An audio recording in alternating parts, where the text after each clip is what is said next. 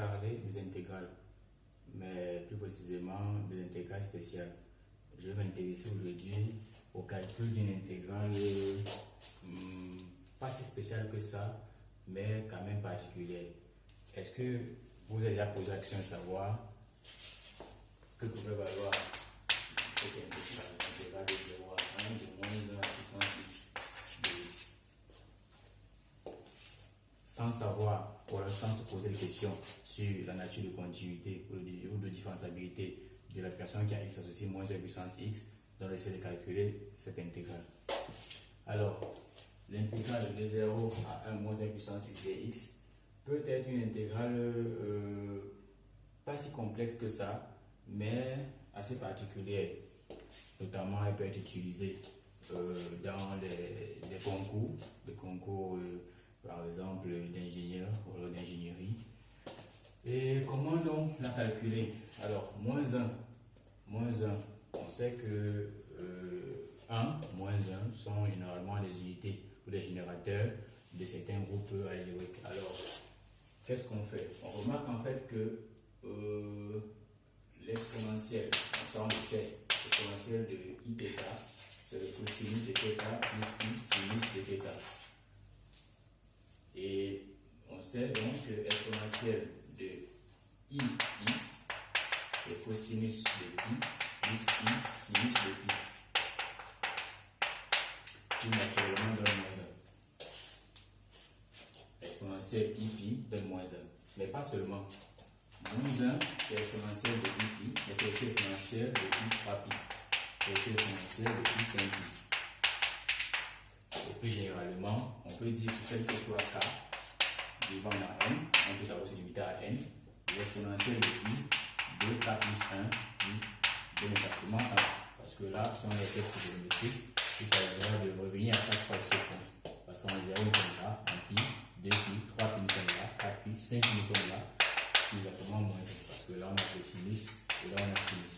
Donc, on peut tout simplement dire que i, l'intégrale de 0 à 1 moins 1 puissance x dx correspond encore à l'intégrale de 0 à 1 exponentielle i de 2k plus 1 pi x à la puissance x dx.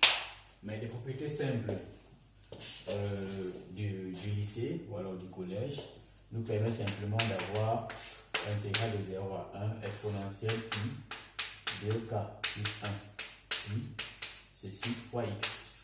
Ou alors, on veut bien décrocher quoi. Voilà. I ici, c'est le complexe.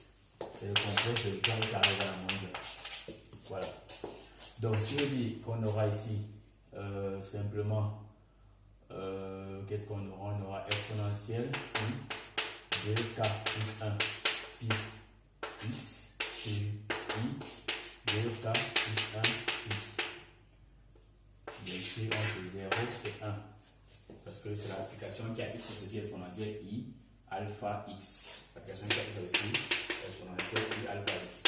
Sa dérivée donne simplement i alpha exponentielle i alpha x et sa primitive c'est 1 sur i alpha exponentielle i alpha x plus une constante.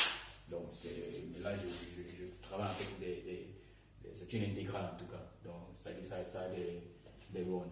Donc, c'est égal en 1, je repasse x par 1, je vois exponentielle i 2k plus 1 pi sur i 2k plus 1 pi moins en 0, je vois 1 sur i 2k plus 1 pi.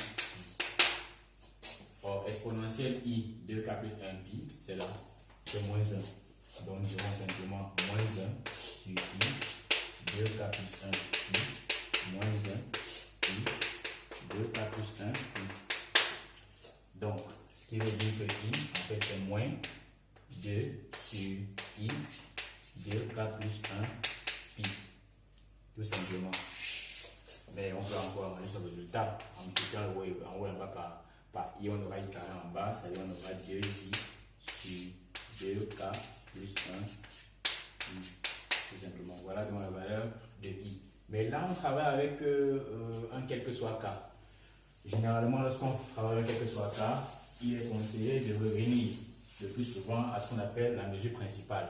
Donc, en utilisant, ou alors au moyen de la mesure principale, au moyen de la mesure principale,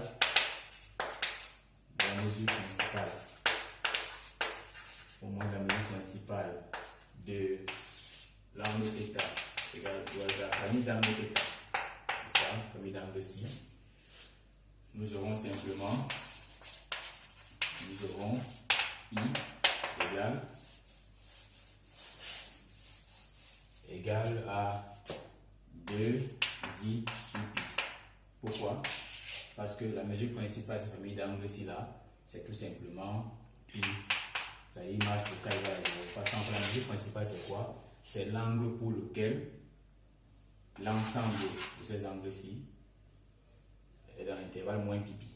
Donc il suffit de trouver en fait le k0 tel que moins pi soit inférieur à 2k plus 1 inférieur à pi.